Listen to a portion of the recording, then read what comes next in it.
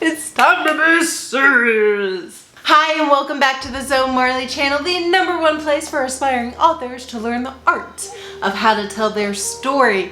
Now in today's video we're going to be talking about genres. However, it's going to be different than probably your initial assumption. So real quick, let me tell you what this video will not be about and what it will be about.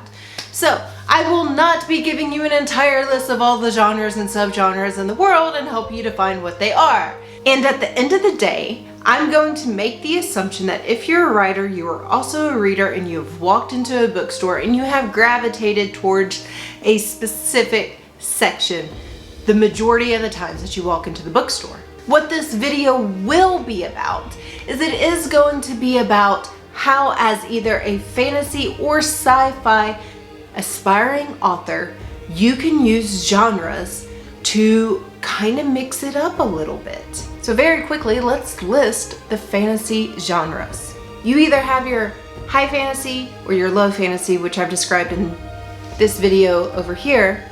In your high fantasy bucket, you have epic fantasy, sword and sorcery, dark fantasy, fables, fairy tales. And I'm just gonna stick portal fantasy into this, even though portal fantasy is kind of off on its own down here. You got high, low, portal, right? But for this exercise, it's going up with the high fantasy because it is technically a different world. So next I will be giving you low fantasy, which is pretty much urban fantasy, which means there's fantastical elements in our world that we are currently living in. Right, so you will have urban fantasy, you will have magic realism, you will have paranormal romance, which is more romance, but it still kind of fits into that bucket. And lastly, you will have things like superheroes. All right, so for these science fiction subgenres, I have notes on this because I don't know them all off of the top of my head, kind of like I know the fantasy ones. Oh yes, I'm a nerd. Thank you. So the first really big category is going to be the alternate futures and or close future. This is dystopia, post-apocalyptic, time travel, near future, cyberpunk, steampunk. The very next big one is going to be your alternate planets or some kind of like outer space colony section. So this is kind of where I'm gonna have to read the list. We have space opera, first contact, hard sci-fi, military sci-fi, science fantasy. Boom. Hopefully you're going, yep, this is kind of where I fit. Here's my subgenre. This is kind of where I fit into the big genre of science fiction or fantasy. I'll be honest, there's some hard ones. For example, when you look at Avatar, that's for me a very hard one to categorize. Like that's very fantasy, but it's definitely in kind of like a close future. And there's certainly fantastical elements about it, but there's a lot of the military behind it, right? I mean, ugh. And then they are traveling to another planet. Oh goodness. All right, so I would end up categorizing that as science fantasy, just because there is so much about a sci-fi novel and then there is so much about a fantasy novel that it kind of groups up together. Hopefully there isn't something as complex as that, but as you can see, you can always give something a main category. Now that we've kind of discussed that, let's see how the other genres that exist in the world today can help you build an amazing plot. Yes, I said it. The big P word, plot, plot, plot. So for other general fiction genres, we have like crime and mystery and horror and thriller and romance. I think it's very important to look at this and say, okay, I have a fantasy novel, but it's not just going to be fantasy. In my specific situation, I have multiple points of views. And because of all of these different points of views, I want to shake things up. So my main character, her name is Naeli. And Naeli has her #1 main plot is fantasy. Her second subplot is going to be horror. And then her third subplot is going to be romance. So at the end of the day, her like specific one is going to be this like grim dark fantasy.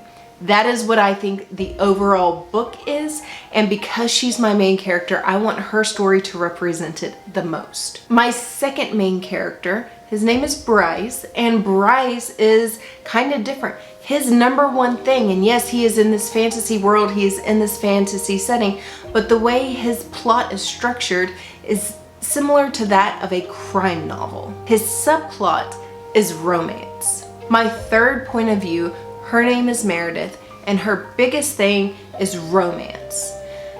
I kind of mentioned in this video that when I created her simply to be a human sacrifice. And because she's a human sacrifice, I need her to start nosing around into things she shouldn't be getting her nose into. So while her main plot is a romance plot within this huge fantasy world, her subplot is going to be mystery because she's going to start nosing into things that she shouldn't be nosing into. So whenever you're looking at your characters and you're looking at your stories and you're trying to build this one huge massive novel or this one huge massive series, it's important to give so many layers to your series, and understanding all of the plots and all of the subplots and how they work together is going to be crucial to the success of your novel.